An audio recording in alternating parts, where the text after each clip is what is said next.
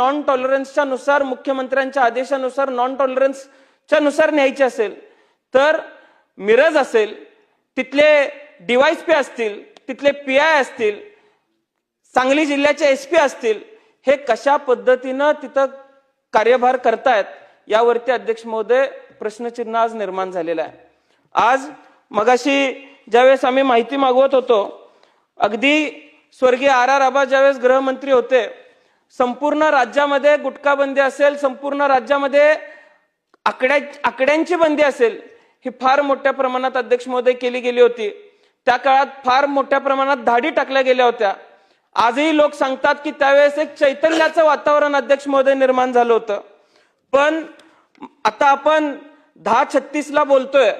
अध्यक्ष महोदय 10:05 तासगाव मधल्याच एका व्हॉट्सअप ग्रुपवरचा रेकॉर्ड आहे की अशा पद्धतीचा आकडा आज व्हॉट्सअप वरती अध्यक्ष महोदय काढला गेलेला आहे।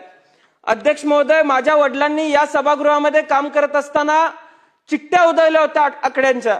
आज अध्यक्ष महोदय तशाच पद्धतीच्या चिठ्ठ्या पुन्हा चालू झालेल्या आहेत।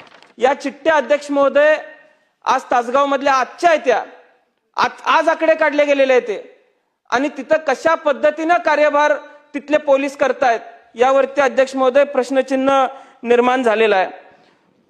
मागच्या आठवड्यामध्ये एक लक्षवेधी मांडली गेली आणि त्या लक्षवेधीमध्ये अध्यक्ष महोदय सन्माननीय सदस्यांनी सांगितलं की कवठेमंकाळ तालुक्यातल्या ज्योतिर्लिंग ज्वेलर्स मध्ये तिथल्या पोपट दबडे नावाचा मालक होता। कुठेतरी चोरी झाली म्हणून पोलिसांनी शोधायला यायचं। अध्यक्ष महोदय, पुण्याचं पथक आलं, त्या पुण्याच्या पथकानं त्याला रिकव्हरी पाहिजे म्हणून आम्हाला सांगितलं। तो म्हणला माझ्याकडे कुठलं सोनं आलंच नाही, मी कुठली रिकव्हरी द्यायची। अध्यक्ष महोदय, 1.5 किलो सोनं त्यांच्याकडून रिकव्हर केलं गेलं। रात्री 12 नंतर ही कारवाई चालू होती। जे सीसीटीव्ही होते ते सीसीटीव्ही अध्यक्ष महोदय सगळ्या सिस्टमसह उचलून नेण्यात आलं। अध्यक्ष महोदय, आजही त्या 1.5 किलोचा कुठलाही थांग पत्ता लागलेला नाही।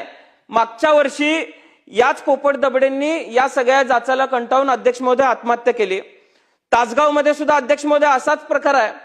2 लोक एकत्र पैसे गुंतवतात, त्यापैकी शिवाजी पाटील हा पूर्वी पोलीस म्हणून काम करायचा, पुन्हा रिटायरमेंट घेतली आणि ते ज्या व्यक्तीबरोबर गुंतवणूक करून हा व्यवसाय करत होते ज्वेलरीचा, अध्यक्ष महोदय शिवाजी पाटलांनाच पुन्हा दुसऱ्या पार्टनरला हाताला धरून गुंतवलं जातं।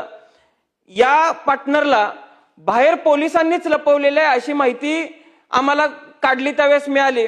अध्यक्ष महोदय, आज अशा पद्धतीनं लोकांचा जाच त्या ठिकाणी केला जातोय। अध्यक्ष महोदय, आज मी मतदारसंघामध्ये सहज माहिती काढली, वेगवेगळ्या पद्धतीचे लॉजिंग चालवले जात आहेत। अध्यक्ष महोदय, सांगायला वाईट वाटतं की ज्यावेळेस आम्ही माहिती काढली तर त्या लॉजिंग्स वरती 15, 16, 17, 18 वर्षाच्या मुली अध्यक्ष महोदय आम्हाला सापडतायत आणि हे फक्त तासगाव, कवठेमंकाळ किंवा सांगली जिल्ह्यात घडते असं नाहीये। ही भीषण परिस्थिती संबंध महाराष्ट्रामध्ये अध्यक्ष महोदय बघायला मिळते। कागदाच्या काही तुकड्यांसाठी अध्यक्ष महोदय आज जर आपण समाज विकायला निघालो असलो तर याची किंमत आज नाही भविष्यात मोजावी लागणार आहे। याची जाण हे खातं चालवताना अध्यक्ष महोदय असलं पाहिजे आणि त्यामुळे माझी आपल्याला विनंती आहे की तासगाव तालुक्यामध्ये अशा लॉजिंग व्यवहारांना काही पोलीस पाठीशी घालताना दिसतात। यामधला एक लॉज एका पोलिसाचा देखील अध्यक्ष महोदय आहे। त्यांची पार्टनरशिप, त्यांचा व्यवहार हे जर आम्ही सिद्ध केलं तर अध्यक्ष महोदय त्या पोलिसावरती काय कारवाई हे डिपार्टमेंट करणार आहे हे सुद्धा सांगण्याची अध्यक्ष महोदय आज गरज आहे। त्यामुळे या सगळ्या गुन्ह्यांचा विस्तार बघताना, या सगळ्या गुन्ह्यांची वाढ